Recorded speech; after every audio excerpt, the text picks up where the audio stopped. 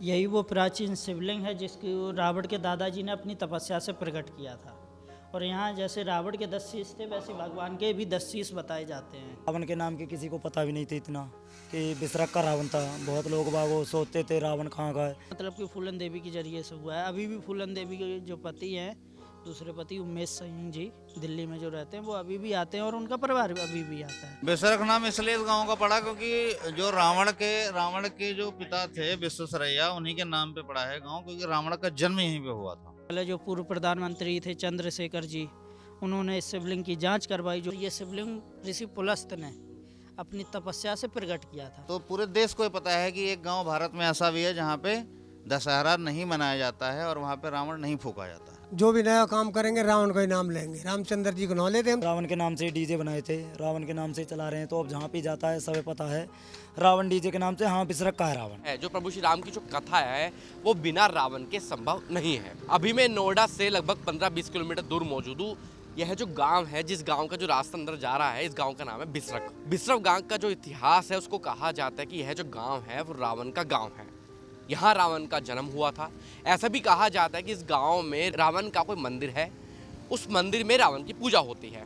हालांकि ये बात तो हमें गांव के अंदर जाकर ही पता चलेगा कि इस बात में कितनी सच्चाई है। अब मैं आपको गांव के अंदर लेकर चलता हूँ, यहाँ पर जाकर जांच पड़ताल करता हूँ कि यहाँ पर कोई रावण का मंदिर है या नहीं है, या इस गांव के लोग रावण की पूजा करते हैं या नहीं करते हैं।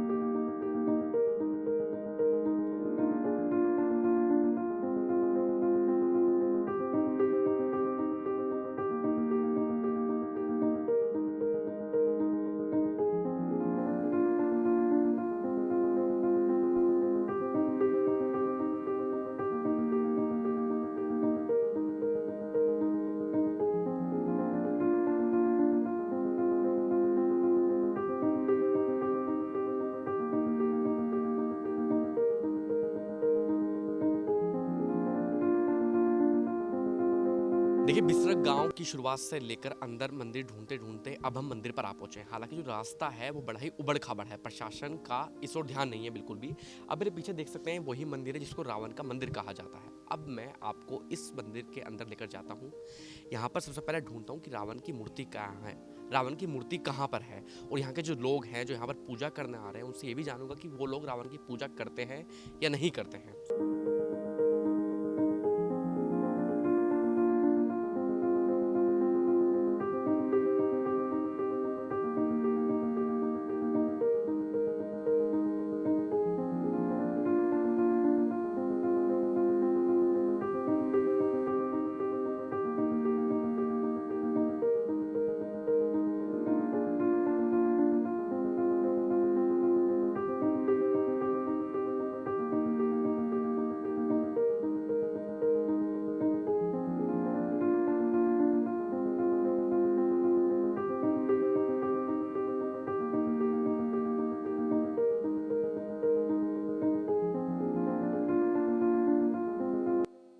देखिए, अभी हमने पूरा मंदिर घूम लिया है, लेकिन अभी कहीं भी रावण की कोई मूर्ति नहीं दिखाई दी। अब जिस भी इस मंदिर के हेड हैं, जो पुजारी हैं, चलिए उनसे बात करते हैं, उनका क्या कहना है इस बारे में। देखिए, अभी हमारे साथ इस मंदिर के पुजारी पंडित प्रिंस मिश्रा मौजूद हैं। इनसे बातचीत करूंगा, इनसे जानकारी दूंगा कि जो एक कहा जाता है कि जो मंदिर है वो रावण का मंदिर है, उस मंदिर में रावण की पूजा होती है। प्रिंस, सबसे पहले तो आपका हमारे चैनल में स्वागत है। नमस्कार जी, बहुत बहुत धन्यवाद आप यहाँ आए हैं उसके लिए। ये मुझे पहले एक बात बताइए, सबसे पहले हमारे दर्शकों का डाउट ये क्लियर कर दीजिए कि इस मंदिर में रावण की पूजा होती है या नहीं होती है। ऐसा है, यहाँ जितनी राम को माना जाता है उतनी रावण को माना जाता है, ठीक है। ना ही यहाँ मतलब कि कोई रावण की बुराई करता है और ना ही यहाँ कोई राम की बुराई करता है। तो आप हमें अब मंदिर घुमाएंगे? जी, पूरा मंदिर आपको दिखाएंगे बाकायदा एक एक। आप कहाँ से शुरुआत करना चाहेंगे? शुरुआत हम यहाँ से करेंगे। आप सामने देख सकते हैं ब्रह्मा जी हैं। ब्रह्मा जी के पुत्र हुए पुलस्त ऋषि। ये ब्रह्मा जी के पुत्र हुए पुलस्त ऋषि। ये ब्रह्मा जी हैं जो कि भगवान विष्णु के भी नाभि से जो कमल उगा था उससे भगवान ब्रह्मा का जन्म हुआ। इन्होंने अपनी सृष्टि की रचना करने के लिए पुलस्त ऋषि का जन्म दिया। जो हमारे सप्त ऋषि आते हैं जिनका हम गोत्र लगाते हैं, कोई सांडल लगाता है, कोई भारद्वाज लगाता है, कोई कश्यप लगाता है, उन्हीं ऋषियों में से एक ये ऋषि हैं पुलस्त ऋषि। ये सृष्टि की शुरुआत में हुए। उनके पुत्र हुए ऋषि विश्वकर्मा जो कि रावण के पिताजी हैं। और ये अच्छा, हाँ, अब बताइए। ये ऋषि विश्वकर्मा हैं, जो कि रावण के पिताजी हैं। ये रावण के पिताजी हैं। जी। कहा जाता है कि इस जो गांव का नाम है ये इस गांव का नाम भी इन्हीं के नाम से पड़ा है। विसरक इस गांव का नाम है। पहले विश्वेश्वरवा था, अब विसरक कर दिया गया शॉर्ट। जी, अब शॉर्ट में करते करते तो अब इसका विसरक कर दिया गया। तो ये वो इन्हीं के नाम से इस गांव का नाम विसरक है। ये वो बगल में उनकी पहली पत्नी है ना। ये रावण की माता जी नहीं है, ये जो कुबेर भगवान की माता जी थी माल्यवती, ये वो हैं। उनके बाद में ये हैं रावण, जो कि भगवान शिव की आराधना कर रहे हैं और भगवान शिव पर अपने शीश काट काट कर चढ़ा रहे हैं। ऐसा भी कहा जा रहा है अंदर शिवलिंग है, वही शिवलिंग है। जी, ये वही शिवलिंग है। अभी आपको हम शिवलिंग के दर्शन कराएंगे, जो कि जिस पे इन्होंने अपने शीश काट काट के चढ़ाए। और ये शिवलिंग ऋषि पुलस्त ने अपनी तपस्या से प्रकट किया था। ये वो वाला शिवलिंग है। ये नंदी तो ऐसा है कि जहाँ भगवान शिव होते हैं उनके सामने नंदी को रखा जाता है। तो ये बाद में स्थापना की गई है, जो ये फूलन देवी थे उन्होंने करवाई थी। तो फूलन देवी यहाँ पर आई है। जी, उन्होंने इस मंदिर की बाउंड्री भी करवाई है। और जो फूलन देवी डकैत थी, वो यहाँ के उन्होंने मंदिर की बाउंड्री भी करवाई सांसद बनने के बाद में। काफ़ी काम मतलब कि फूलन देवी के जरिए से हुआ है। अभी भी फूलन देवी के जो पति हैं, दूसरे पति उमेश सिंह जी, दिल्ली में जो रहते हैं, वो अभी भी आते हैं और उनका परिवार भी अभी भी आता है। सब यहाँ पूजा अर्चना बाकायदा करते हैं। और भी कोई नेता आते हैं यहाँ पे? नेता तो देखो यहाँ, अब ये नेताओं के लिए जैसे राम मंदिर मुद्दा है, अब इस क्षेत्र के लिए ये मुद्दा हो जाता है। लेकिन बस वो मुद्दा चुनावी के लिए बनाया जाता है, चुनाव के बाद शांत हो जाता है। अब यहाँ नेता नंद गोपाल नंदी भी आ चुके हैं और एक वाल्मीकि त्रिपाठी हैं, वो भी आ चुके हैं। कई नेता मतलब कि आ चुके। इससे पहले जो पूर्व प्रधानमंत्री थे चंद्रशेखर जी, उन्होंने इस शिवलिंग की जांच करवाई, जो कार्बन डाइऑक्साइड कौन सी जांच बोलते हैं, वो वाली जांच भी इस शिवलिंग की करवाई है। ऐसे यहाँ बहुत काम तो होते रहते हैं। काम अभी तक अगर मैं आपसे पूछूं, सिर्फ फूलन देवी के अलावा किसी नेता ने काम कराया इस मंदिर में? ऐसा है कि नेताओं के जरिए से तो कोई काम वैसा नहीं हुआ है। मतलब कि अब जो सरकार से बजट पास हुआ है वो तो काफ़ी बार काम हुआ है। और कह सकते हैं मतलब कि बीजेपी की सरकार से पहले काम काफ़ी हुए हैं। अब बीजेपी की जब से सरकार आई है तो काम नहीं हो रहे हैं। बकाया काम यहाँ होते हैं, लेकिन जो कि नेताओं के जरिए से हो रहे हो तो वो काम नहीं होते हैं। स्वयं भाग दौड़ कर लो, स्वयं जो करना है स्वयं करवा सकते हैं। कोई नेता के जरिए से यहाँ काम। अब हम अंदर शिवलिंग दिखाइए आप। यही वो प्राचीन शिवलिंग है जिसकी रावण के दादाजी ने अपनी तपस्या से प्रकट किया था। और यहाँ जैसे रावण के 10 शीश थे, वैसे भगवान के भी 10 शीश बताए जाते हैं। जैसे एक शीश ये, 8 शीश ये नीचे बने हुए हैं और एक पाताल लोक में। इस शिवलिंग का कोई अंत नहीं है, जो कि चंद्रशेखर जी और चंद्रा स्वामी के जरिए से शिवलिंग की खुदाई भी की गई 30 फुट तक। 30 फुट तक कोई इसका अंत नहीं मिला, तो बाद में बंद कर दी गई खुदाई करना। इसकी कोई मतलब पूजा भी की गई है कोई अलग से? रावण भी इसकी पूजा करते थे? जब ये हम आपको बता रहे पुलस्त ऋषि, जो कि रावण के दादाजी थे, तो रावण ने भी यहाँ पूजा पाठ किया है। रावण यहाँ से जब रावण की शादी हो गई उसके बाद में रावण जाके लंका का राजा बना है। अच्छा, बाहर एक मैं मूर्ति देख रहा हूँ जिसमें आपने देखा होगा रावण अपने शीश काट कर शिवलिंग पर चढ़ा रहे हैं, तो ये वही शिवलिंग है? ये वही शिवलिंग है। उसी प्रकार से तो भगवान शिव ने उनको वरदान दिए, जैसे ये भगवान शिव 10 दिशाओं को अपने आगृत किए हैं, बांधे हैं। तो वैसे ही भगवान शिव ने उनको वरदान दिया कि आप भी जैसे हम 10 दिशाओं को बांध के चलते हैं, वैसे ही आप भी 10 दिशाओं को देखते हुए और बांध के चलेंगे।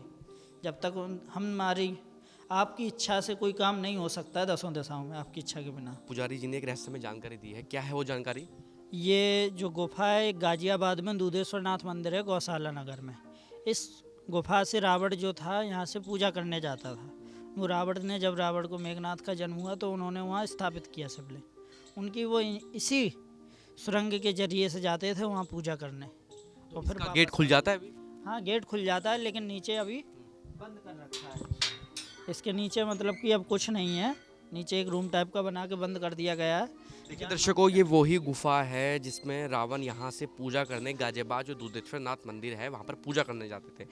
अभी मैं ये भी सुन रहा था कुछ लोगों से कि यही रास्ता मेरठ तक भी जाया करता था। हाँ, मेरठ भी, जैसे यहाँ से गाजियाबाद से फिर मेरठ निकल जाता था, जो कि रावण की ससुराल मानी जाती है, वहाँ जाता था। इसकी दीवार क्यों कराई गई है? इसकी दीवार क्यों हुई है गुफा ऐसा की? है कि ये कच्चा रास्ता था। जो चंद्रशेखर जी आए, उन्होंने देखा कि यहाँ जान मान की हानि है। अंदर क्या है कि जो शिवलिंग पर जल चढ़ता था वो सब नीचे जाता था और लोग बाग मानते नहीं थे, वो अंदर जाते थे। तो उसके कारण से बंद कराया गया कि कभी किसी को जान हानि ना हो, इसके कारण से इसको बंद करा दिया गया। इस मंदिर के बारे में थोड़ा बताइए हमें। ये मंदिर तो अभी श्रद्धालुओं की जिनकी मनोकामना पूरी होती हैं तो ये रावण के पिताजी ऋषि विश्वकर्मा की मूर्ति लगवाई है। और आगे गौरी शंकर जी भी हैं। तो ये मूर्ति जो है ये किसने लगवाई है? ये जैसे जिन जिन श्रद्धालुओं की मनोकामनाएं पूरी होती हैं। ये जो मूर्ति है इसमें मैं देख रहा हूँ तो थोड़ा अलग मूर्ति है, मतलब ये ऐसा है, ये प्राचीन मूर्ति हैं। जो गौरी शंकर जी थे उनकी ये प्राचीन मूर्ति हैं। यहाँ गौरी शंकर जी को एक सेठ और सेठानी के रूप में दर्शाया गया है। ये मूर्ति पूरे भारत में 2 ही जगह आपको देखने को मिलेंगी। जैसे एक है आगरा के पास में बटेश्वर पड़ता है, जो कृष्ण भगवान का पैतृक गांव है। एक वहाँ आपको देखने को मिलेगा ये रूप, एक यहाँ मिलेगा। बकाया आपको पूरे विश्व में कहीं नहीं मिलेगा, भारत की तो बात दूर रही। मूर्ति है लगभग कितनी पुरानी होंगी? ये मूर्ति तो वैसे तो ज़्यादा पुरानी नहीं है, यही 5-6 हज़ार वर्ष पुरानी है। ये कल की भगवान है, जो कलयुग में भगवान का अवतार होगा, भगवान विष्णु का। साथ में हनुमान जी हैं जो इस टाइम कलयुग के राजा हैं और इनकी प्रतीक्षा कर रहे हैं जब भगवान का जन्म होगा उसी टाइम अपने रूप में। जैसे आम जनता को अभी हनुमान जी वैसे नहीं दिखाई पड़ते हैं बानर शरीर में, वैसे फिर जब भगवान का जन्म होगा तो ये दिखाएंगे। वैसे ही वैष्णो माता हैं जो आज भी तपस्या कर रही हैं, वैष्णो देवी हैं जिनको वैष्णो देवी आप लोग दर्शन करने जाते हैं, वो तपस्या करती हैं। तो उनके ये कल की भगवान के लिए तपस्या कर रही हैं। जब कलयुग में भगवान का अवतार होगा तो ये सारी जो शक्तियाँ हैं अभी स्थगित हैं वो सब अपने आप जागरूक होंगी। ये रावण के बड़े भाई हैं कुबेर भगवान, जिनसे रावण ने, जैसे रावण के पिताजी को जो लंका है वो दान में मिली थी, तो ये इन्हीं से रावण ने युद्ध करके उस लंका को विजय पाया। रावण के ये बड़े भाई हैं तो लंका के राजा पहले ये थे। इनका भी जन्म यहीं हुआ है? इनका भी जन्म यहीं हुआ है। रावण के पिताजी की 2 शादियाँ हुई थी, पहली माल्यवती, दूसरी मंदोदरी। तो दोनों के एक दूसरे के मतलब कि रावण थे मंदोदरी से, ये 4 पुत्र थे, रावण, विभीषण, कुंभकर्ण, और ये थे माल्यवती से, ऋषि भारद्वाज की पुत्री से, कुबेर भगवान। तो इन पहले जब शंकर भगवान ने ऋषि विश्वकर्मा को वहाँ पूजन के लिए लंका का बुलाया तो ऋषि विश्वकर्मा ने वो लंका ही दान में मांग ली थी। जब शंकर जी ने पूछा कि आपको क्या दक्षिणा दें, जैसे आप भी अभी भी पंडितों को पूजा करने जाते हैं, अब तो पंडित पहले ही से फिक्स कर लेते हैं कि हमारे 11,000 21,000। पहले ऐसा नहीं था कि पहले जो पंडित मांग देते थे वो दे दिया जाता था। तो ये लंका के राजा बना दिए गए जब दान में मिल गई लंका। उसके बाद में ये रावण को पता लगा, रावण के जैसे कृष्ण लीला में भी आप देखेंगे श्रीमद् भागवत में मेन रोल मामा का आया है, कंस का। वैसे इसमें भी मामी का रोल आया है कि मामा लोगों ने, जो रावण के मामा लोग थे, उन्होंने भड़काया रावण को कि कहाँ तुम्हारा एक भाई सोने की नगरी का राजा और कहाँ तुम जंगल में अब भी पड़े हो। तो रावण ने उस कारण से इनसे युद्ध किया और रावण के समान भगवान शिव का कोई भक्त था नहीं और ना ही उसके समान कोई बलवान था पृथ्वी पे। तो उन्होंने युद्ध किया। ये पुष्पक विमान वगैरह जो कुछ है इन्हीं से छीना हुआ था। रावण के पास अपना कुछ नहीं था, सब इनसे विजय प्राप्त किया था। जो लोग अभी मैं पूछ रहा था कि यहाँ के लोग रावण को पूजते हैं? हाँ, यहाँ के लोग रावण को पूजते हैं। गांव में आपको रावण जैसे कोई अपने बिजनेस करते हैं, जैसे अब यहाँ कई लोगों ने डीजे का बिजनेस कर रखा है, तो उनके रावण डीजे हैं, विभीषण डीजे हैं, किसी का कुंभकर्ण डीजे है, किसी की दुकान लिखी है रावण किराना स्टोर है, किसी की गाड़ियों पे लिखा होगा जय लंकेश, किसी के मकान पे लिखा जय लंकेश। तो वो सब लोग रावण के वंशज हैं, मतलब वो ब्राह्मण लोग हैं सब? नहीं, वंशज देखो यहाँ कोई नहीं है। हमें क्यों आपसे झूठ कहें कि यहाँ ये वंशज हैं वो वंशज हैं, यहाँ उनका वंशज कोई नहीं है। ऐसा है कि ये गांव का हर मतलब कि 300-400 साल में इस गांव का नाश हो जाता है और फिर दूसरी बस्ती यहाँ आके बसती है। नाश कैसे हो जाता है, मतलब क्या विपत्ति आती है इस गांव पर? मतलब कि विपत्ति ये है कि अपने आप लोग बाग छोड़ के जाने लगते हैं। अब जैसे ये गुजरों का गांव 300 साल पहले से गुजर यहाँ आए हैं। उससे पहले ये गांव बंजारों का था, बंजारों से पहले यादवों का था। हाँ, तो ये अपने आप मतलब कि अब जैसे ये गांव अभी गुजरों का है, अब यहाँ से गुजर भी प्लान करने लगे, बाहर के लोग आके बसने लगे, क्योंकि यहाँ के लोगों ने मुआवजा ले लिया। मुआवजा लेने के बाद में यहाँ बाहर के लोग आके बसने लगे, ये लोग दूसरी जगह रहने लगे जाके। अच्छा, मुझे ये भी सुनने में आया है कि बिसरक, ऐसा कहा जाता है कि पूरी दिल्ली डूब जाएगी लेकिन बिसरक नहीं डूबेगा, उसका क्या कारण है? ये बिसरक सबसे ऊंची जगह पे है। जब आपका लाल किला की चोटी जहाँ मोदी जी झंडा फहराते हैं, वो जब चोटी डूबेगी उसके बाद में इस बिसरक में पानी चढ़ेगा। उसका क्या कारण है? मतलब कोई वरदान प्राप्त है इस गांव को? वरदान कोई प्राप्त नहीं है, ये सबसे ऊंची जगह है। क्योंकि ऐसा है कि जिस टाइम यहाँ से सब लोग, अब भाई कहीं से भी, जैसे आप किसी जगह के राजा हो या आप कोई इसी जगह के बड़े महान पुरुष होंगे, तो आप जब वहाँ से पलायन करेंगे तो आपके पीछे पूरा गांव जो होता है, राज्य होता है, वो शोक में डूब जाता है। बल्कि वहाँ के लोग ही शोक में नहीं डूबते, वहाँ के वृक्ष, पेड़ पौधे, धरती, आसमान सब शोक में डूब जाते हैं। तो उस कारण से जब यहाँ से इतनी इतनी महान विभूतियाँ जब जाने लगीं तो ये गांव पलट गया, उलट पलट हो गया।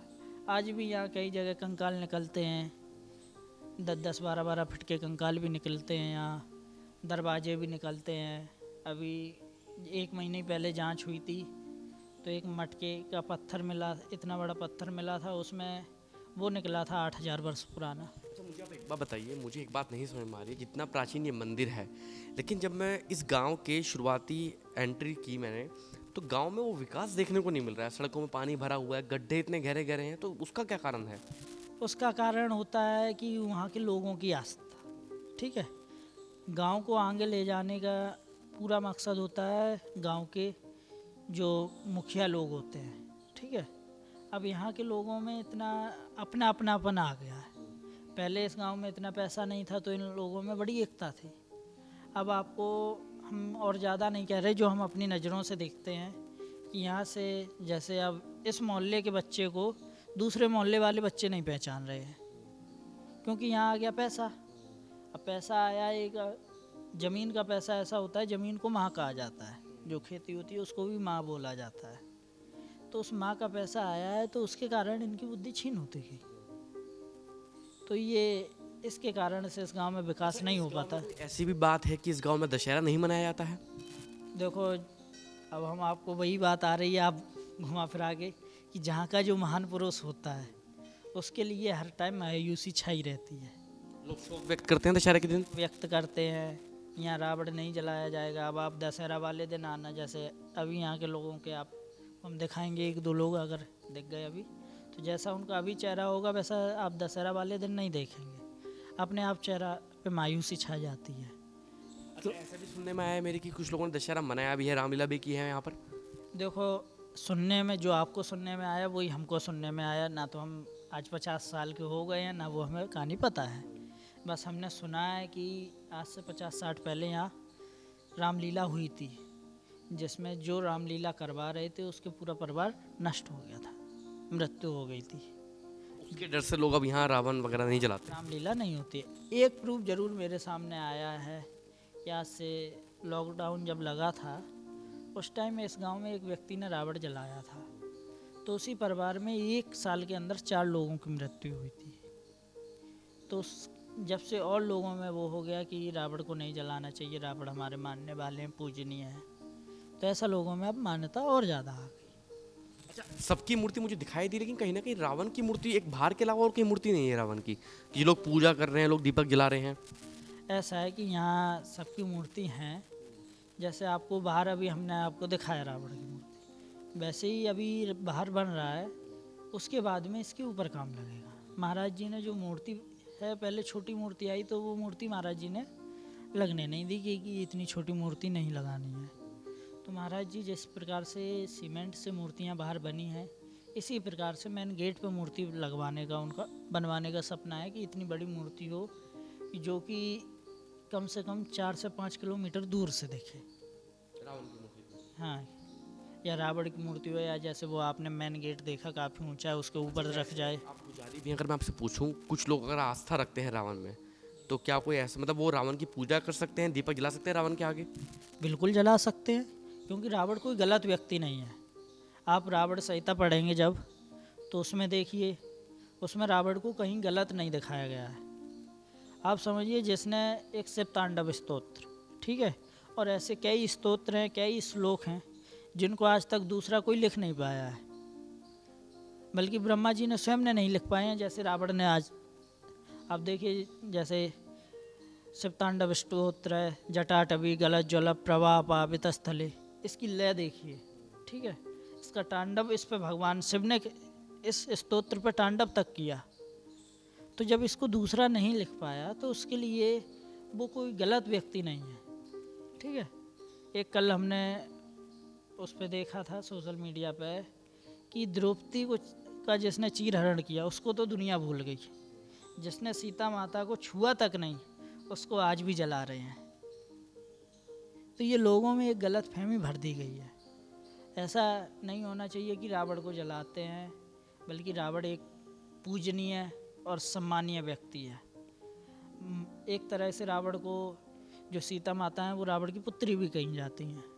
तो पुत्री कही जाती हैं तो रावण ने ये सोचा कि हम, अब आपको किसी ने अभी तक नहीं बताया होगा कि जिस टाइम धनुष तोड़ा जा रहा था, स्वयंवर हो रहा था, उस सभा में रावण भी बैठा हुआ था, लेकिन रावण ने उठ के उस धनुष को नहीं तोड़ा। क्यों नहीं तोड़ा? क्योंकि रावण को पता लग गया था ये मेरी पुत्री है और हम अपनी पुत्री से विवाह नहीं कर सकते हैं। और उस विवाह के टाइम पे भगवान राम को रावण ने कहा था कि आप एक बार आके हमारे यहाँ, हमारे आप जमाए हुए एक बार आना। तो उस टाइम भगवान राम ने ध्यान नहीं दिया। जब रावण को ये पता लगा कि हम एक तीनों लोक के राजा, तीनों लोक में उसके समान कोई राजा था ही नहीं, क्योंकि इतना करोड़पति, अब आपके इस टाइम करोड़पति जैसे भारत में कोई अब मुकेश अंबानी के समान अभी कोई नहीं है, वैसे ही उस टाइम रावण के समान कोई नहीं था। भले ही इतने बड़े बड़े राजा थे, लेकिन रावण के समान कोई नहीं था। इंद्र तक उससे रावण से कांपता था। ये रावण का गांव है और रावण की ही पूजा होती है। ये कहीं रामचंद्र जी के हैं ना कर तो कोई भी आप लोग रावण की पूजा करते हैं? रावण की पूजा करते हैं ना। रामलीला होती है हमारे यहाँ, कभी हुई भी नहीं है। एक बार हुई तो बहुत बड़ी बाढ़ आई और हाहातोबा मच गई, फिर वो भाग गए बीच में ही। मतलब कोशिश की गई रामलीला करने की? हाँ हाँ, पूरी नहीं हो पाई उनकी। और मंदिर है रावण का, ये फूलन देवी का घर के नाम भूल रहा हूँ मैं, क्या है वो, हर सोमवार को है, हर सोमवार को आएगा अब जल चढ़ाया जा दिया। अब भी? अब तो मेरे ख्याल में नहीं आता, नहीं पहले पहले हर सोमवार को आवेगा जल चढ़ाए। पति हैं? हाँ। अच्छा, ऐसा भी कहा जाता है कि लोग यहाँ लंकेश के नारे लगाते हैं, गाड़ियों पे रावण के जय लिखवाते हैं। अजी लिखवाते हैं, पूरे गाँव में मिलेंगे, गाड़ी पे भी मिलेंगे। जो भी नया काम करेंगे रावण का ही नाम लेंगे, रामचंद्र जी को नाम लेते हम तो बेकार की बात है। हम तो रावण ही पूजे और पूजने लायक भी हो। अच्छा, पूजने लायक कैसे था मुझे आप ये बताइए। पूजने लायक नहीं हो, जो सीता ले गए होवे तो सीता को पपीता न बना दे तो नालक राखी वाटिका में। पीछे देख सकते हैं पूरा रावण डीजे लिखा हुआ है। यहाँ के लोगों ने रावण के नाम पर अपने कार्य भी किए हैं, रावण के नाम पर अपने, मतलब रावण से भी पैसा कमाते हैं, रावण के नाम से भी। आपका क्या नाम है भाई साहब? कैलाश भाटी। भाटी साहब, मुझे आप एक बार बताइए, ये रावण डीजे जो है, इसके अलावा और क्या क्या नाम है आपके गाँव में? जो नया काम करता है वो इसी रावण के नाम पर काम करता है, क्योंकि गांव ही रावण के नाम से मशहूर है और रावण के ही जन्म चला आ रहा है, रावण की जन्मभूमि है। अच्छा, जब आपको कब पता चला कि ये रावण की जन्मभूमि है? लेकिन आपने देखा होगा जब आपके मंदिर आपके सामने बना, आपसे पहले बन गया था? नहीं, ये तो प्राचीन बना हुआ है। ये तो हमारे पहले ही बुजुर्ग उससे चले आ रहे हैं, जैसे बताते हैं सभी वही चला आ रहा है। अच्छा, आपकी उम्र कितनी हो गई? वो ऐसी होगी 43 वर्ष। अरे 43 साल की आपकी उम्र होगी। मुझे आप एक बार बताइए, इतना प्राचीन मंदिर, इतनी प्राचीन मंदिर होने के बाद भी गांव में कहीं भी विकास नहीं दिखाई देता, उसका बड़ा कारण क्या नज़र आता है आपको? यहाँ कोई सरकार ध्यान नहीं देती, बस ऐसे ही सब आते हैं अपने पेट भरते हैं। सरकार कोई ध्यान नहीं देती इस गांव पे। जो भी आती है अथॉरिटी है, वो अथॉरिटी ध्यान नहीं देती इस गांव पे। और आपके जो सांसद जो वगैरह हैं, सफाई वाले हैं कहीं कहीं करते हैं, वो काम नहीं करते सही से। और आपके जो सांसद वगैरह हैं वो आते हैं, कोई नेता वगैरह कोई आए हैं यहाँ पे कभी? हाँ आते हैं, क्यों नहीं आते हैं, कभी कभार मारते हैं चक्कर, पर किसी का कोई ध्यान नहीं है इस चीज़ का। मंदिर का कोई नहीं है, कोई ध्यान नहीं देता, इस गांव में ही ध्यान नहीं देता कोई। बिसरख नाम इसलिए इस गांव का पड़ा क्योंकि जो रावण के जो पिता थे विश्वसरैया, उन्हीं के नाम पे पड़ा है गांव, क्योंकि रावण का जन्म यहीं पे हुआ था। रावण की जन्मभूमि ये गांव ही है, आप ये मानिए। इसीलिए इस गांव का नाम बिसरख है। रावण के पूर्वजों के नाम पे गांव है।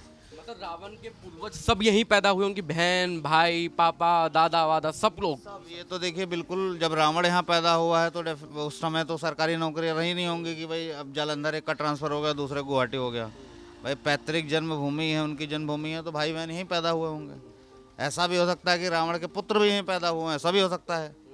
लेकिन हमने जितनी जानकारी हम इंटरनेट के माध्यम से, बड़े बुजुर्गों के माध्यम से जो हमने जानकारी ली है, उसमें तो हमें यही समझ में आया कि रावण की जो जन्मभूमि है वो यही है, इसी गांव में। इसलिए यहाँ पे दशहरा नहीं मनाया जाता है। अच्छा, बाकी लोग क्या क्या बातें करते हैं आपके गांव के बारे में जब आप बाहर जाते हैं? आप बताते हैं कि मैं इस गांव से हूँ, लोगों को पता है रावण का गांव है ये? बिल्कुल पता है, बस ये है कि एग्जैक्टली जैसे 10 में से 5 लोगों को नाम याद नहीं आता है, तो जब उनको बताते हैं कि रावण का गाँव, अरे वो रावण का गाँव, हाँ हाँ बिल्कुल, अच्छा अच्छा, वहाँ वहाँ रहते हो आप? हाँ जी वहीं रहते हैं।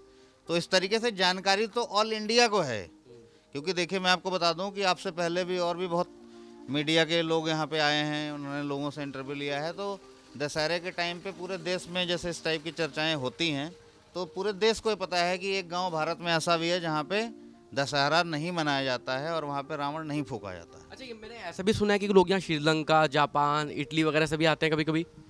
देखिए ऐसा है कि कभी कभार लोग बताते हैं कि कभी एक आधा जत्था आया था कभी, लेकिन ऐसा नहीं है कि आपको हर दूसरे तीसरे दिन लोग दिख जाएंगे, क्योंकि भाई श्रीलंका में रावण का काफ़ी वो माना जाता है। तो अगर इस जगह को, इस गांव को पर्यटन के दृष्टिकोण से अगर इसको विकसित किया जाए, तो जो आप कह रहे हैं बिल्कुल लोग आ सकते हैं और आएंगे भी, क्यों नहीं आएंगे? क्योंकि कारण क्या रहा है? इतना प्राचीन मंदिर है, इतना बड़ा इतिहास रहा है इस मंदिर का, लेकिन तब भी गांव की व्यवस्था या आसपास की व्यवस्था कुछ नहीं है। देखिए व्यवस्था, एक तो पहली बात देखिए कि जहाँ पे मंदिर स्थित है वहाँ पे कोई बहुत खुली जगह नहीं है वो।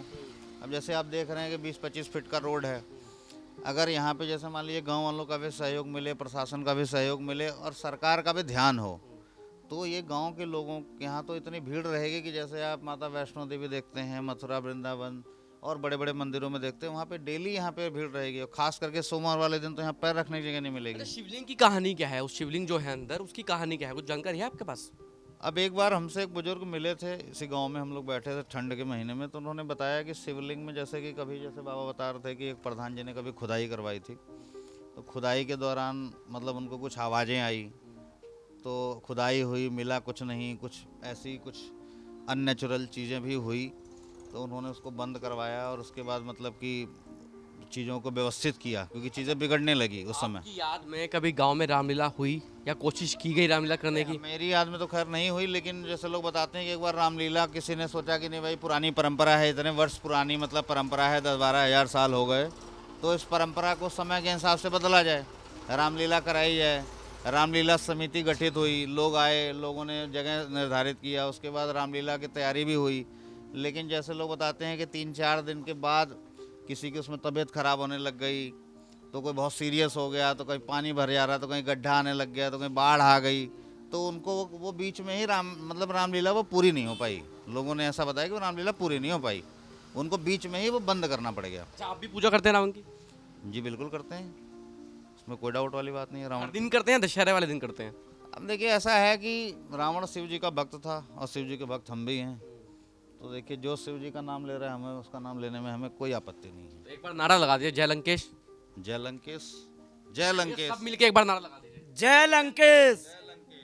देखिए दर्शकों, ये आपने देखा है, देखिए दर्शकों, ये गांव के लोग हैं जो जय लंकेश के नारे लगा रहे हैं। अभी सबसे जो विचित्र कहानी है वो ये है, जो रावण डीजे है इनका ही है। अब इनसे बातचीत करते हैं, रावण डीजे की कहानी क्या है? क्या नाम है आपका? कविता यादव जी।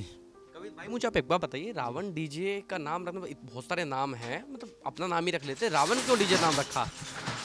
हमारे गांव में पहले से ही जी भाई ऐसा है कि रावण के नाम से ज़्यादा वो चल रहा था।